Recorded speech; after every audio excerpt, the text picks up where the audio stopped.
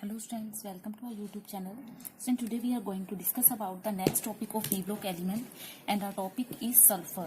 तो स्टूडेंट इससे पहले जो हम 28 टॉपिक पढ़ चुके हैं तो उसके अंदर हम जो है ऑक्सीजन फैमिली के काफी सारे टॉपिक जो है वो ऑलरेडी डिस्कस कर चुके हैं। तो आज का जो हमारा टॉपिक रहने वाला है स्टूडेंट वो सल्फर रहेगा। तो देखो स्टूडेंट हम जो है सल्फर को स्टार्ट करेंगे। सबसे पहले हम पढ़ेंगे सल्फर के बारे में कि एक्चुअल में सल्फर जो है उसके क्या फंक्शन है, क्या होता है सल्फर। ठीक है, तो उसके बारे में पढ़ते हैं। सबसे पहले देखो हमारा जो सल्फर है, सल्फर के जो 8 एलोट्रोप्स होते हैं दैट इज वाई इसको S8 लिखा जाता है। स्टूडेंट्स क्या लिखा जाता है? S8 लिखा जाता है। ठीक है, इसके 8 एलोट्रोप होते हैं। ठीक है, तो ये एक नॉन मेटल होता है स्टूडेंट। कैसा होता है? ये नॉन मेटल होता है स्टूडेंट। ठीक है, सेकंड मेंबर है ऑक्सीजन फैमिली का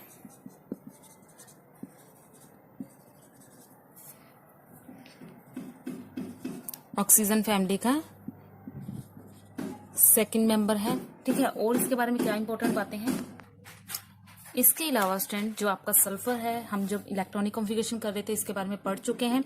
इसके पास अपने 6 वैलेंस इलेक्ट्रॉन होते हैं। ठीक है, 6 वैलेंस इलेक्ट्रॉन्स होते हैं। स्टूडेंट आपने ये सारे पॉइंट्स जो है नोट करने हैं सल्फर के। ठीक है, नॉन मेटल है, सेकंड मेंबर है ऑक्सीजन फैमिली का और 6 इसके पास वैलेंस इलेक्ट्रॉन होते हैं। ठीक है, और इसके पास अपना वेकेंट डी ऑर्बिटल भी होता है स्टूडेंट, वेकेंट डी ऑर्बिटल। ठीक है, डी ऑर्बिटल इसका कैसा होता है स्टूडेंट? वेकेंट होता है। ठीक है, और उसके बाद ये लार्ज साइज का भी है स्टूडेंट्स, ऑक्सीजन से तो बड़ा है ये। ठीक है, और इसकी जो ऑक्सीडेशन स्टेट है ना वो क्या क्या शो करता है? ये +2 +4 +6। तो ये जब मैंने आपको केमिकल और फिजिकल प्रॉपर्टी पढ़ाई थी ना इस फैमिली की तो पहले ही बता दिया था मैंने। ठीक है, आई थिंक अब मेरे को इसको एक्सप्लेन करने की जरूरत नहीं है। तो +2 +4 +6 जो है इसकी ऑक्सीडेशन स्टेट होती है। ठीक है, सल्फर की। ठीक है, और कई बार इसकी -2 भी ये शो करता है। ठीक है, और इसका मेन पॉइंट क्या होता है? ये लेस इलेक्ट्रोनेगेटिव होता है। ठीक है, कैसा होता है? ये लेस इलेक्ट्रोनेगेटिव होता है स्टूडेंट। ठीक है, और ये हाइड्रोजन बॉन्डिंग भी नहीं बना सकता, कांट फॉर्म हाइड्रोजन बॉन्डिंग। ठीक है, और मेन बात इसकी क्या है? ये रूम टेम्परेचर पे गैस है, गैस एट रूम टेम्परेचर। ठीक है, तो रूम टेम्परेचर पे क्या है? ये गैस है। तो देखो स्टूडेंट हमने ये सल्फर के बारे में कुछ चीजें पढ़ी हैं। ठीक है, इनको जल्दी से नोट डाउन कर लो। अभी मैं कुछ और भी बताती हूँ आपको सल्फर के बारे में। अभी तो फिलहाल इसकी बेसिक बातें बताई थी मैंने कि सेकंड मेंबर है ऑक्सीजन फैमिली का, नॉन मेटल है। और स्टूडेंट ये जो वैलेंस इलेक्ट्रॉन होते हैं 6 होते हैं इसके पास, और वेकेंट डी ऑर्बिटल होता है, लार्ज साइज होता है। और इसकी ऑक्सीडेशन स्टेट बताई मैंने आपको, साइज इसका लार्ज बताया मैंने आपको, लेस इलेक्ट्रोनेगेटिव है स्टूडेंट ये, और ये हाइड्रोजन के साथ बॉन्डिंग नहीं कर सकता, और साथ ही साथ ये रूम टेम्परेचर क्या है? गैस है। ठीक है, तो ये पॉइंट नोट कर लो। उसके बाद मैं कुछ और पॉइंट आपको बताती हूँ स्टूडेंट, वो भी आपने नोट डाउन करने हैं। तो इनको इरेज कर रही हूँ स्टूडेंट। आई होप आपने स्क्रीनशॉट ले लिया होगा इसका। तो आगे देखो स्टूडेंट इसके बारे में जो आपकी बात करते हैं हम वाटर की, सपोज H2O। ठीक है, H2O is Sportster of life. ठीक है, ये बात नोट करनी है। जो वाटर होता है उसके बिना जीवन संभव है। ठीक है, लेकिन अगर बात करते हैं H2S की, ठीक है, ये मैं एक्सप्लेन कर रही हूँ स्टूडेंट, मैंने आपको पढ़ा ना हाइड्रोजन के साथ बॉन्ड नहीं बनाता। तो देखो अगर मैं ऑक्सीजन की बात करती हूँ, इसमें देखो इस मेंबर में कौन कौन से होते हैं? OSE यानी ऑक्सीजन, सेलेनियम, पहले सल्फर आता है, फिर सेलेनियम, फिर टेरेनियम, फिर पोलोनियम। ठीक है, तो अगर इन दोनों में से कंपैरिजन करती हूँ तो अगर मैं H2 हाइड्रोजन की बॉन्डिंग ऑक्सीजन के साथ करवाती हूँ तो ये लाइफ सपोर्टर है, जबकि H2S जो है वो क्या है आपका? वो तो है पॉइजनस गैस, नेचर में पॉइजनस है। ठीक है, और जो आपका S2 है ये बात नोट कर लेना आप। ठीक है, हाइड्रोजन के साथ बॉन्ड नहीं बनाता, ये रीजन है उसका। उसके बाद जो मेन बात है इसकी, अगर हम बात करते हैं S2 की, तो ये जो है आपका वेपर फेस में होता है, वेपर स्टेट में। और नेचर में कैसा होता है ये वेपर स्टेट में? पैरामैग्नेटिक। ठीक है, जैसे O2 होता है आपका। ठीक है, कारण क्या है? 2 unpaired electron, due to 2 unpaired electron, ये कारण है इसका student.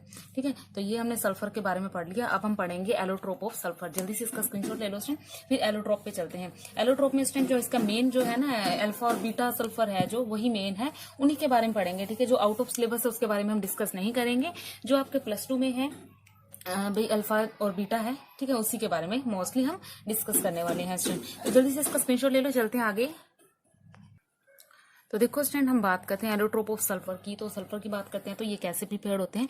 It is prepared by evaporating of the solution of roll sulphur. Roll sulphur होता है, उसको इवेपोरेट किया जाता है किसके प्रेजेंस में स्टूडेंट, CS2 की प्रेजेंस में। तो जो हमें प्रिपेयर होते हैं वो येलो कलर के क्रिस्टल फॉर्म होते हैं। इससे एक बात क्लियर हो गई, जो आपके सल्फर होते हैं स्टूडेंट, अल्फा सल्फर की बात कर रही हूँ मैं यहाँ पर, ठीक है, यहाँ मैंने मेंशन नहीं किया, ये हम अल्फा सल्फर की बात कर रहे हैं स्टूडेंट, ठीक है। जो आपके एलोट्रोप है सल्फर के, वो आपके एलोट्रोप काफी सारे हैं, 8 हैं, लेकिन जो मेन है उनके बारे में बात करेंगे।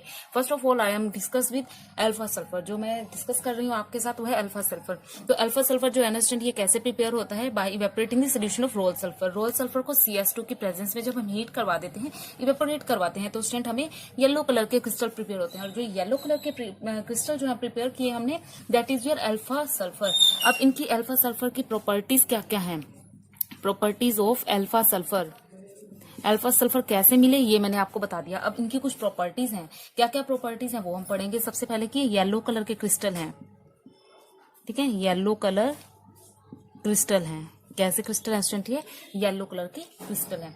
नेक्स्ट है वाटर, सॉरी CS2 में सॉल्युबल होते हैं ये,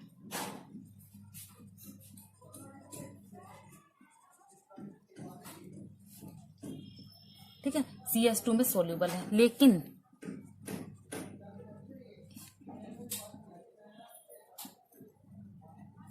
वाटर में इनसॉल्युबल है, ठीक है। वाटर में क्या है स्टूडेंट, इनसॉल्युबल है, ठीक है। और सेम ये डिसॉल्व हो सकते हैं कुछ एक्सटेंट में, लाइक बेंजीन में, ठीक है, सॉल्युबल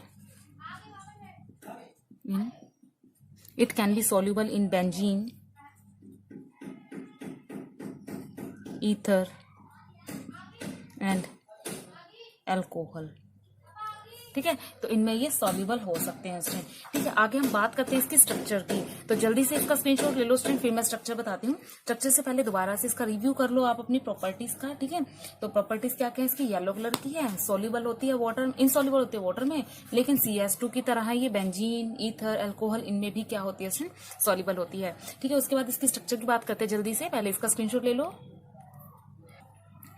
तो स्टूडेंट जब हम इसके स्ट्रक्चर की बात करते हैं तो आपका जो अल्फा स्ट्रक्चर है, इसकी क्राउन लाइक स्ट्रक्चर बोलते हैं, इसको क्राउन शेप स्ट्रक्चर बोलते हैं, क्योंकि इसके अंदर S8 जो है मोलिक्यूल्स वो किस तरह से अरेंज होते हैं, इस तरह से अरेंज होते हैं जैसे एक क्राउन होता है, ठीक है। क्राउन तो समझते होगे ना आप, मुकुट की तरह होता है। देखो किस तरह से अरेंज होता है, वो मैं यहाँ पर अरेंजमेंट करके दिखा रही हूँ, आप खुद से ही देख लेना कि क्या ये सच में ही क्राउन लाइक स्ट्रक्चर दिखती है इसकी।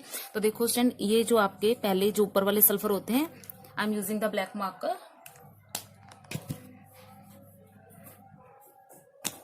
देखो स्टूडेंट 1 2 3 4 जो आपके 5 होते हैं ये ऊपर सल्फर होते हैं, ठीक है, विद दिस अरेंजमेंट, इस तरह की अरेंजमेंट देते हैं, ठीक है। और जो नीचे वाले सल्फर होते हैं स्टूडेंट, सेम इसके सीध में यहाँ पर, ठीक है, और यहाँ पर थोड़ा सा नीचे बना रहे हैं इसको,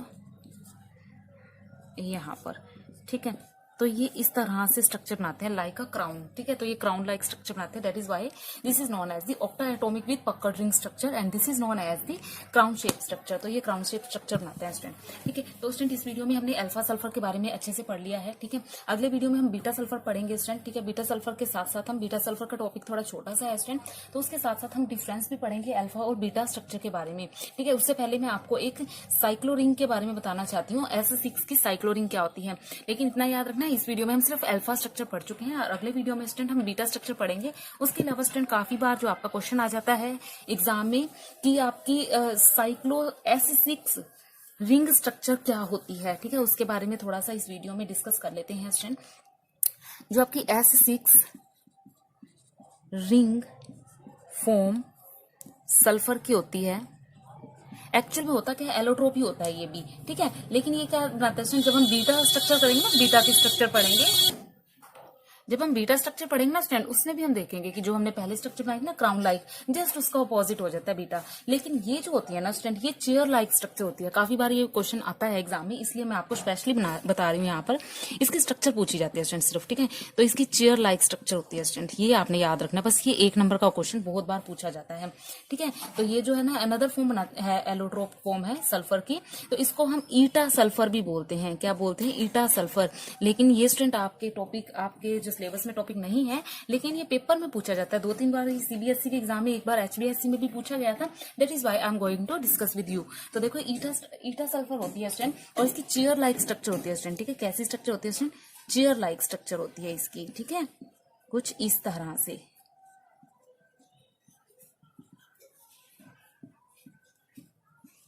ठीक है। इस तरह से ये थोड़ी ऊपर होती है, तो ये ऐसा लगता है जैसे एक चेयर हो, ठीक है। चेयर लाइक इसकी स्ट्रक्चर होती है।